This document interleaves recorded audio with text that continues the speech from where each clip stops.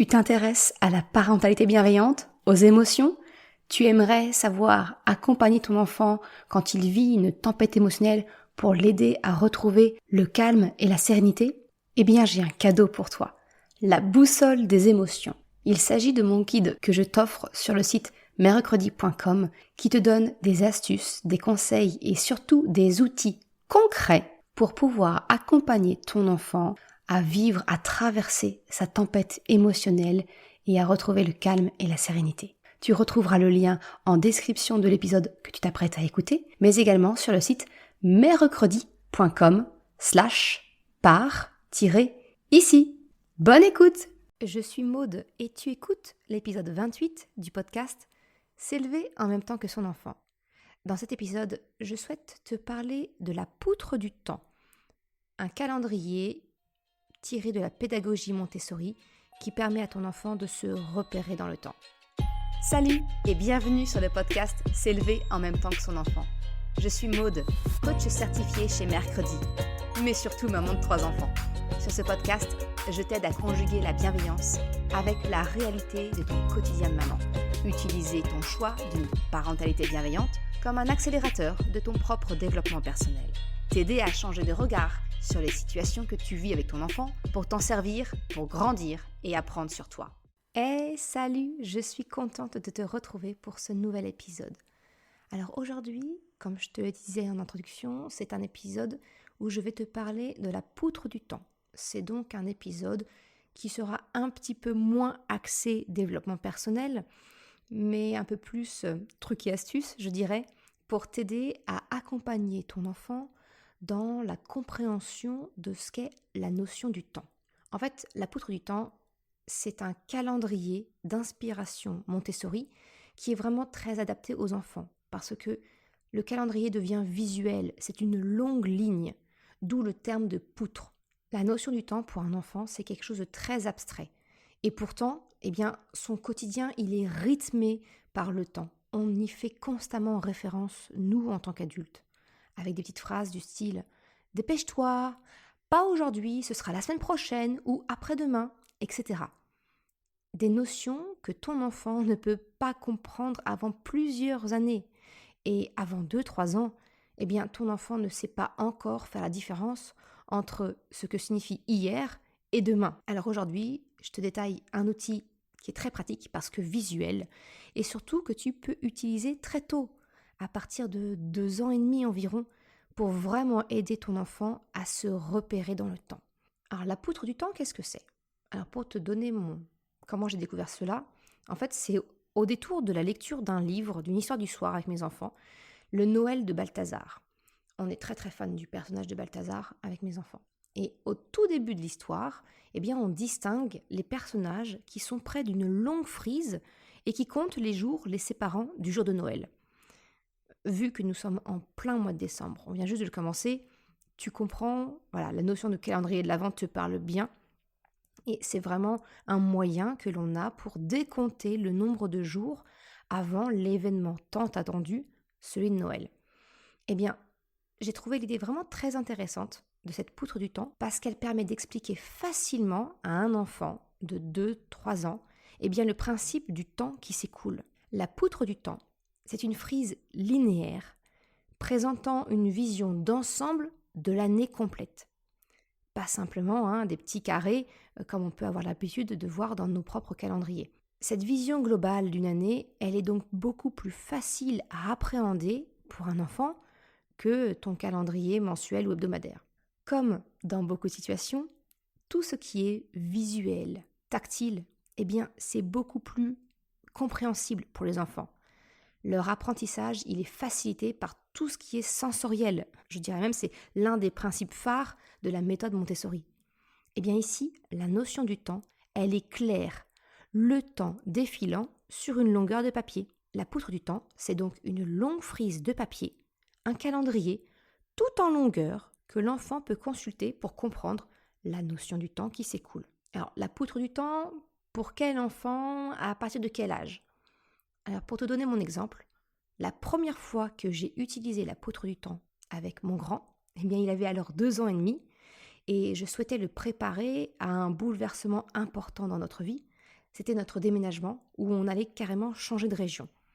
Donc tu le vois, elle peut tout à fait s'utiliser dès lors que ton enfant est en âge de comprendre qu'un événement se profile, que ce soit un déménagement comme c'était mon cas, ou bien l'arrivée d'un petit frère ou d'une petite sœur, l'entrée à l'école, ça peut être aussi un mariage, un anniversaire, ce genre de choses.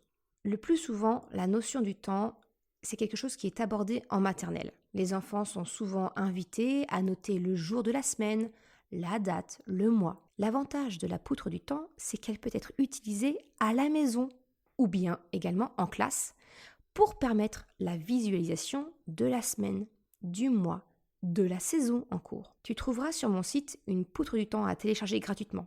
Ça fait maintenant plusieurs années que je la propose et je suis actuellement en train de terminer la version 2022.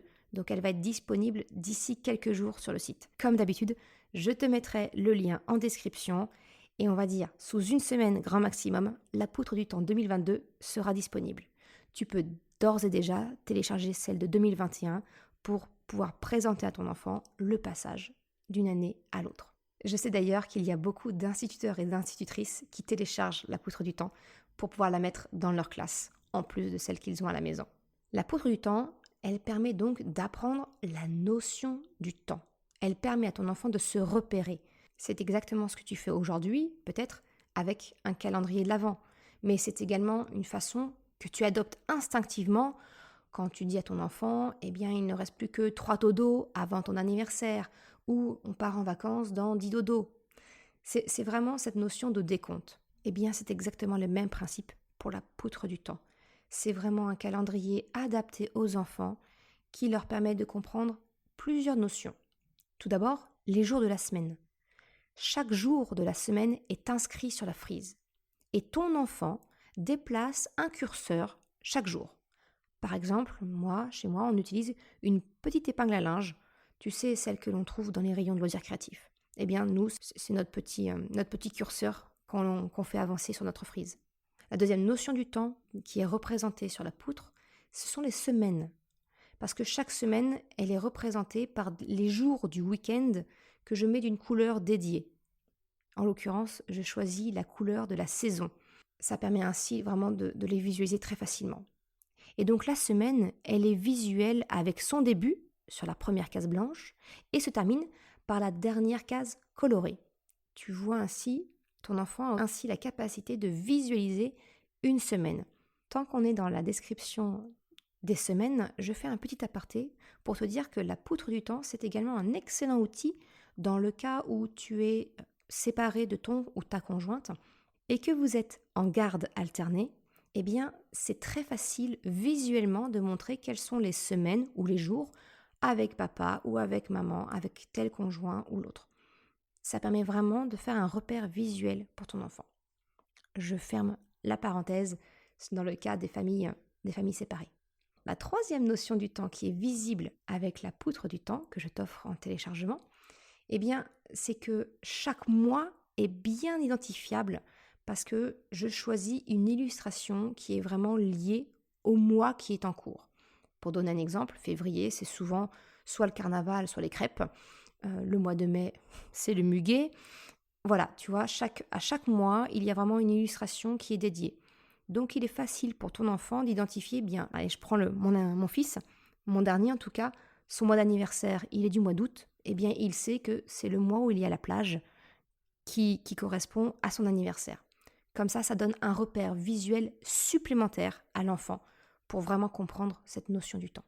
Concernant la poutre que je te propose de télécharger, j'ai fait le choix volontaire d'images plutôt décoratives et pas trop enfantines pour que ça puisse s'inscrire un peu plus facilement dans l'intérieur de ta maison. J'aime beaucoup les dessins enfantins, mais la poutre du temps, faut bien le reconnaître, est quelque chose d'assez imposant. On parle d'une frise de papier qui doit faire entre 2 et 3 mètres. Tant qu'à faire, autant qu'elle soit jolie et qu'elle s'accorde dans ton salon, quel que soit l'endroit où tu l'affiches. Voilà, toujours est-il que j'ai pris le parti de prendre des images qui je trouve assez jolies. Un autre élément qui permet à ton enfant de comprendre cette notion du temps, c'est de voir le défilement des saisons. Encore une fois, sur la poutre que je te propose en téléchargement, j'ai décidé de rendre visibles les 4 saisons d'une année, sous la forme d'un code de couleur qui souligne la poutre du temps. Donc par exemple, j'ai choisi le bleu pour l'hiver, le vert pour le printemps, le jaune pour l'été et le rouge pour l'automne. Et donc c'est une ligne de couleur qui souligne ainsi les illustrations, et les jours de week-end et les jours fériés sont dans la même couleur. Par exemple, actuellement on est encore en automne, eh bien les 2 jours de week-end sont de couleur rouge. Le samedi et le dimanche sont colorés en rouge. Ça permet à ton enfant également de voir la succession des saisons en fait au cours de l'année. Et enfin, la dernière notion que ton enfant comprend, eh bien c'est la notion d'une année, ce que représentent les 12 mois. Une fois arrivé au bout de la frise, eh bien tu pourras expliquer à ton enfant que l'année en cours est terminée. Le curseur repart au début d'une nouvelle poutre pour continuer sur une nouvelle année. Alors tu trouveras sur d'autres sites internet certaines poutres du temps qui sont universelles, c'est-à-dire qu'elles ne font pas apparaître ni les jours ni les dates, et donc elles peuvent être réutilisées d'année en année. Personnellement, j'ai fait le choix de proposer chaque année une poutre du temps qui permette de visualiser le jour et la date. Et en plus, ça me permet de faire varier les visuels. Alors si la poutre du temps que je propose t'intéresse, encore une fois, je te mettrai le lien en description, mais donc elle est en téléchargement gratuit sur mon site internet.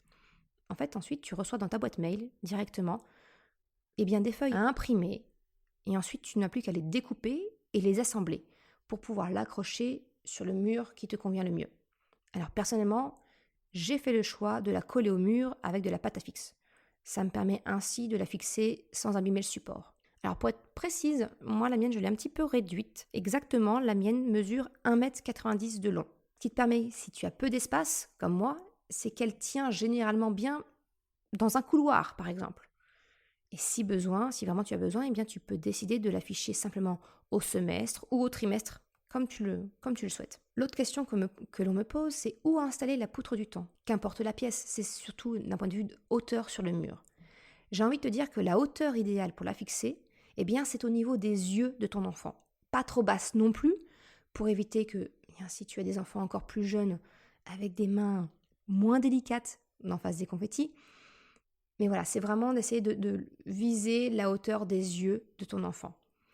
Alors je sais que certaines personnes choisissent de protéger, entre guillemets, la poutre du temps en la passant à la plastifieuse. J'ai personnellement fait le choix de ne plus le faire depuis 2 ans, dans le but en fait d'être logique dans ma démarche de zéro déchet et de produire un peu moins de plastique. Mais c'est également une possibilité, sache-le, tu peux facilement la passer à la plastifieuse pour pouvoir en faire quelque chose d'un peu plus robuste. Le dernier élément que je voulais aborder avec toi et qui me tient à cœur, c'est encourager à personnaliser ta poutre du temps. Une fois qu'elle est affichée, eh bien, tu peux la personnaliser avec ton enfant et faire apparaître tous les éléments du calendrier que vous jugez utiles. Tu peux utiliser pour cela des gommettes autocollantes de couleur, scotcher un petit mot en dessous avec un petit dessin. Bref, tout ce qui vous convient pour comprendre quel est l'événement à retenir qui va venir. La frise peut te servir pour noter tout type d'événements dans la vie de ton enfant.